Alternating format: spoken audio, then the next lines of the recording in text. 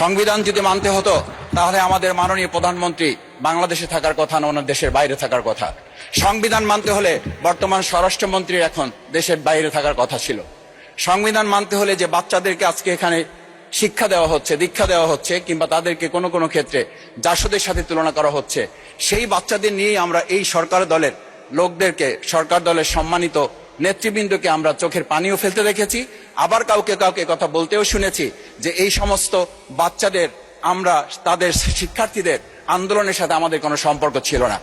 আমরা খুব লজ্জিত হই মাননীয় স্পিকার, আমাদের এই বর্তমান সময়ে আমরা যদি এটা খেয়াল করি যে আমাদের বাংলাদেশের এই বর্তমান প্রেক্ষাপটটা নতুন করে এখন যে গণভোটের যে আজকে ন্যায্যতা অন্যায্যতা, সাংবিধানিক পৃষ্ঠা, লাইন, অক্ষর, দাড়ি কমা আমাদেরকে শেখানোর চেষ্টা করা হচ্ছে, যদি সেটা হতো তাহলে বাংলাদেশ জাতীয়তাবাদী দলের সম্মানিত মহাসচিব তিনি কয়েক হাজার পুলিশের বেষ্টনীর মাঝখানে একা একটা মোবাইল নিয়ে তাকে আমরা দাঁড়িয়ে থাকতে দেখেছি, তখন সংবিধান আমাদেরকে রক্ষা করতে পারে নাই।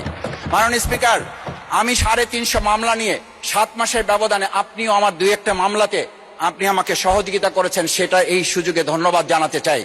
আমার 350 মামলা জামিন করতে 7 মাস সময় লেগেছে, আমার বের হতে সময় লেগেছে 4.5 বছর। আমি সেই 4.5 বছরে 3 বার রিয়ারেস্ট হয়ে 2 বার গুম হয়েছি। আমি তখন ডিজিএফআই, এনএসআই, ডিবিএসবির কাছে জানতে চেয়েছিলাম আমার সামনে দিয়ে বড় বড় নেতারা বের হয়ে যাচ্ছে, আমার অপরাধটা কি? তখন বলেছিল তারা হুমকি না, হুমকি হচ্ছেন আপনারা। আমাদেরকে যখন শেখ হাসিনার শেষ সরকার নিষিদ্ধ করেছিল তখন তারা 14 দল মিটিং করে বলেছিল এই জামাত শিবির হচ্ছে সবচেয়ে বড় সমস্যা, তাদেরকে নিষিদ্ধ করলে এই আন্দোলন থেমে যাবে। আজ একটা কথা পরিষ্কার বলতে চাই, এই গণবিপ্লব নিয়ে আমাদের মাথা ব্যথার মূল কারণ হচ্ছে এখানেই। শেখ হাসিনা আমাদেরকে যথার্থ টার্গেটটা করেছিল, সেই টার্গেটের মূল লক্ষ্য ছিলাম আমরা। আমাদেরকে বলা হয়েছিল একটা গুলি করলে একটা সরে বাকিগুলো লড়ে না, সেই লড়ে না লোকগুলো ছিলাম আমরা মাননীয় স্পিকার, যার কারণে আমাদেরকে তারা ভয় পায়। আমরা এখন বর্তমান সময় ভিডিও দেখতে পাই যে শেখ হাসিনা বাইরে থেকে বলেছিল আমরা এই দলকে ভোট দিতে বললাম, আর সেই দল আমাদের সাথে আবার বিশ্বাসঘাতকতা করেছে। আমরা সেই শেখ হাসিনার বক্তব্য শোনার পর আমরা কাউকে আজকে এখানে বলতে শুনি নাই শেখ হাসিনার ওই বক্তব্য সঠিক নয়। এই মানুষ প্রতারিত হয়েছে, বেইমানি করা হয়েছে। আবার যদি গণভোট, জুলাই সনদ নিয়ে এই জাতির সাথে প্রতারণা করা হয় তাহলে মূল্য দিতে হবে, শুধু নয় আবার আমাদেরকে 17 বছরের সেই জেল জুলুম, নিপীড়ন, গুম খুনের জায়গায় আমাদেরকে ফিরে যেতে হবে। আমি মনে করি পরিষ্কার বক্তব্য, গণভোটের প্রতি সমর্থন না জানিয়ে জুলাই সনদকে যদি আজকে ইগনোর করা হয় তাহলে আমাদেরকে কিন্তু আবার সেই গুম খুনের আয়নাঘরের দিকে আমাদেরকে ধাবিত করা হবে। আমি মনে করি গণভোটের বিরোধিতা করার অর্থ হচ্ছে আমরা আয়নাঘরকে সমর্থন করতে চাই। গণভোটের বিরোধিতা করা মানে হচ্ছে 70% মানুষকে আমরা অন্যায্যভাবে তাদেরকে আবার ধিক্কার জানাতে চাই। আমি এখানে স্পষ্ট বলতে চাই, আপনারা যেমন 51% সমর্থন নিয়েছেন, 70% প্রায় জনগণ কিন্তু গণবিপ্লবের, গণভোটের পক্ষে তারা রায় দিয়েছে।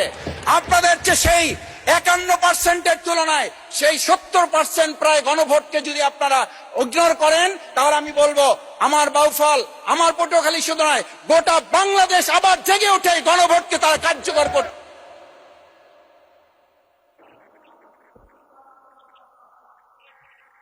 ধন্যবাদ, আপনি 1 মিনিট পেয়েছেন।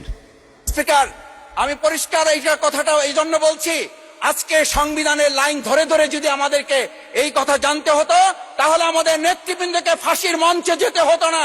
আমার মতো ছোট মানুষের কাছে সে সময় ডিজিএফআইর কাছে প্রস্তাব এসেছিল, আপনারা কি চান? মন্ত্রিত্ব চান, দেশ পরিচালনা চান, সবকিছু দেওয়া হবে, শুধু শেখ হাসিনার নীতিতে আপনারা আসেন। সেই নীতি তো ছিল 72-এর সংবিধান, সেই নীতি নিয়ে আজকে কেন এখানে এত কথা বলা হচ্ছে? আমরা পরিষ্কার জানি, আমরা যদি সেই 72-এর সংবিধানকে ভালোবাসি তাহলে এখানকার নেতৃবৃন্দ এবং মরহুমা বেগম খালেদা জিয়া নিজে বলেছিল আমরা সুযোগ পেলে এই সংবিধানকে আমরা ছুঁড়ে ফেলে দেব। সেই সংবিধানের প্রতি আজকে বর্তমান সরকারি দলের কেন এত প্রেম জাগ্রত হয়েছে এটা বাংলাদেশের মানুষের জানার অধিকার আছে। আমরা সংবিধান নিয়ে ঘাটাঘাটি করতে করতে যদি সংবিধানই আমাদের রক্ষা করতে পারত তাহলে সংবিধান আমাদেরকে বলে দিত যে আমাদের সেদিন বালু ট্রাক সরানোর ক্ষেত্রে সংবিধানের পৃষ্ঠা আমাদেরকে খুঁজতে হতো। সংবিধান যদি আমাদেরকে রক্ষা করতে পারত তাহলে 72-এর সংবিধানের আলোকে আজকে আমাদের এখানে থাকার কথা না। আমি শফিকুল ইসলাম মাসুদ, আমার এখন জেলখানায় থাকার কথা।